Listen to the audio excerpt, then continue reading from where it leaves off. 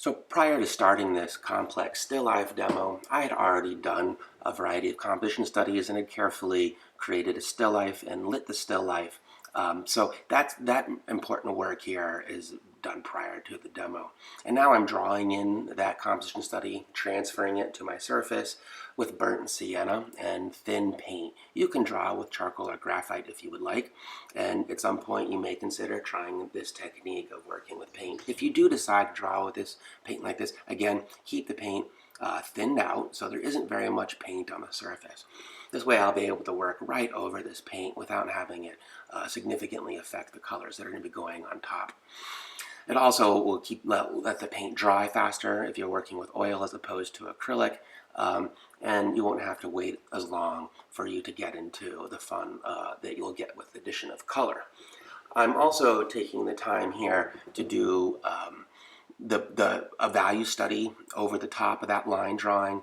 I'm not going to be particular about this. I'm not going to be getting into details. If you do decide at some point, you don't need to in this one or in any of the other ones, but at some point if you do decide to do block in the values as I'm doing, keep in mind that you'll be working over the top of the painting with color, and you won't be seeing any of this underpainting, so it's really not an efficient use of your time to get too carried away with it.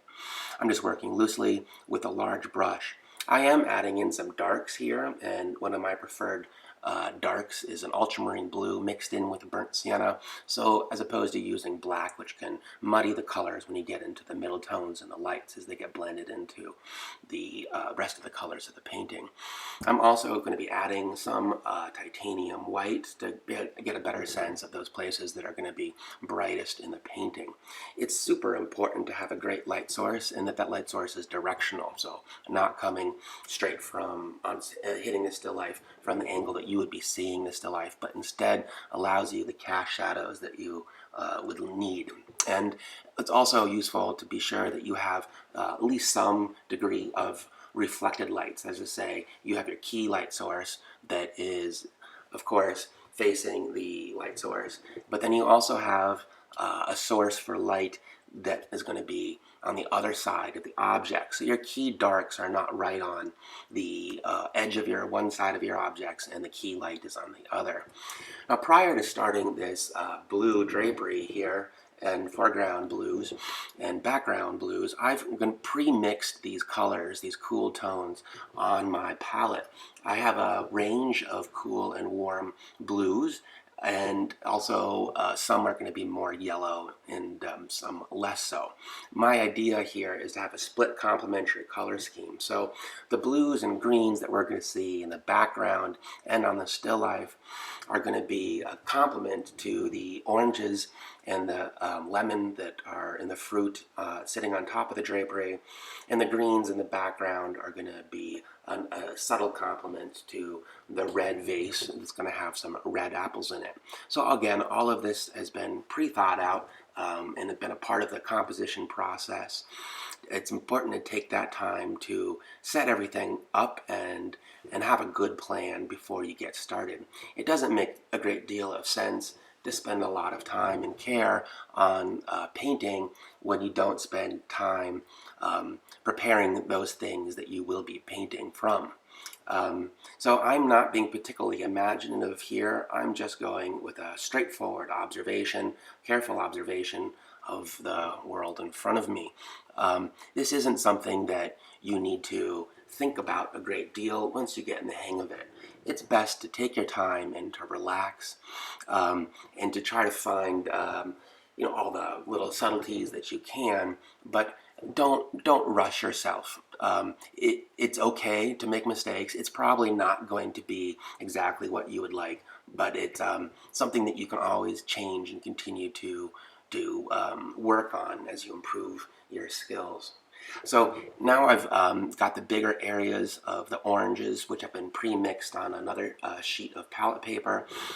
I'm now going back in and finding some of those subtleties within there. So within those oranges, I'm not sure how well you're able to see, there are a variety of reds, but there are also some greens and some blues. So keep in mind that when we're working with color, that having the complement, having the cool version of the colors that you're working with is a strategy that you may consider as you work in the shadows of the objects that you're working with.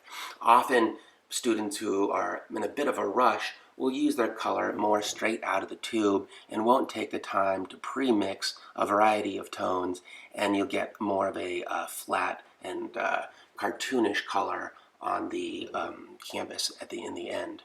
So here, a lot of this lemon is in shadow. So you see that these yellows in the shadow look on my palette a bit like mud.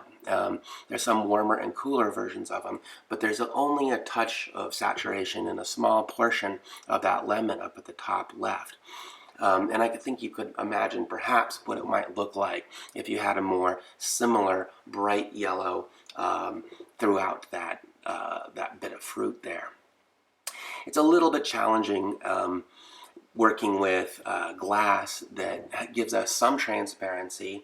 So we have to, when we're working with semi-transparent glass like this, work in the values and the colors of the objects that are behind that glass, but then also to get that sense of reflection and distortion that glass will do to objects. This kind of complexity is somewhat fitting for the nature of the project, as it is called a complex still life, but it is something to be aware of when you're choosing your subject matter, that transparency can be a little bit difficult.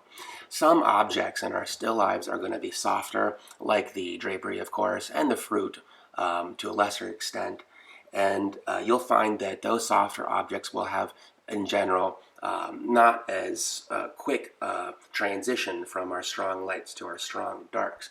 One of the things that makes glass appear glass-like or metal to be metallic are these sharp transitions that we'll get from dark to light on various parts of the object. So in this case, a great deal of this vase is backlit, and so it's going to be primarily in shadow. But and when I set it up, I'm attracted to those little bits of brilliant light. For example, what's happening on that left edge there of the vase that I'm working in, with some care and detail.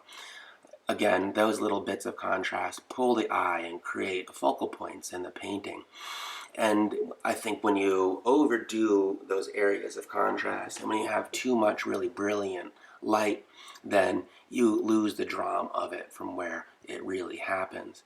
This will happen again in little bits of the apples, because apples are particularly reflective and shinier relative to the oranges and lemons, and again on the stem of the vase.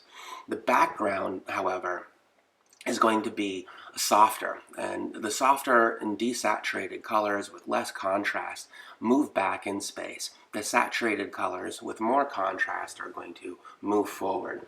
So with this strategy of atmospheric perspective, I'm able to push that space back behind the objects, but also do the objects in the foreground a favor as I push them forward and set them off without competing overly much with the foreground objects.